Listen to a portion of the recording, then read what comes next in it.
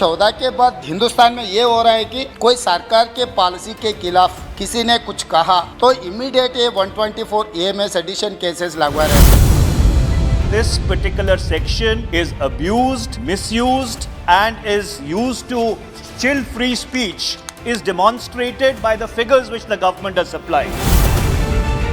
कृषि आंदोलन ऐसी ही एक दीवार है, इस पर रोज शाम होते होते एक नया लेबल लगा दिया जाता है। कुछ नेताओं ने आंदोलनकारियों को खालिस्तानी लिंक वाला बताया, बात से बात नहीं बनी तो अब आंदोलनकारियों को टुकड़े टुकड़े गैंग के साथ जोड़ रहे हैं। गांव में दारूबाज और निकम्मे लोग हैं। जो भी उनके खिलाफ बोलता है, किसी को नक्सलवादी करार देते थे, किसी को खालिस्तानी, किसी को जाटिस्तानी, किसी को आतंकवादी, मतलब देशद्रोही का तमगा दे देते हैं। टुकड़े टुकड़े गैंग या जो ताकतें शाहीन बाग में सक्रिय थी, जो ताकतें किसान आंदोलन में सक्रिय थी, आज वही सारी ताकतें दिखाई पड़ रही हैं।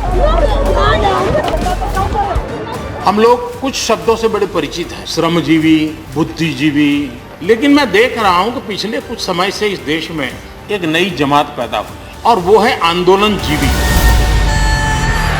A journalist who was jailed by the UP police when he was on his way to Hathras to report the rape and murder of a Dalit girl. 28 महीने जेल में रहा, मेरा माँ का इंतकाल, मुझे बहुत नुकसान ही टाइम, मेरा यूथ टाइम मैं जेल में।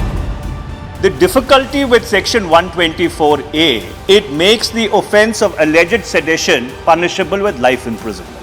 Despite the fact that an attempt has been made through two explanations to very narrowly focus as to what falls within the ambit of sedition, this law continues to be misused. Would the government bring an amendment which further narrows down the scope of the application of section 124A?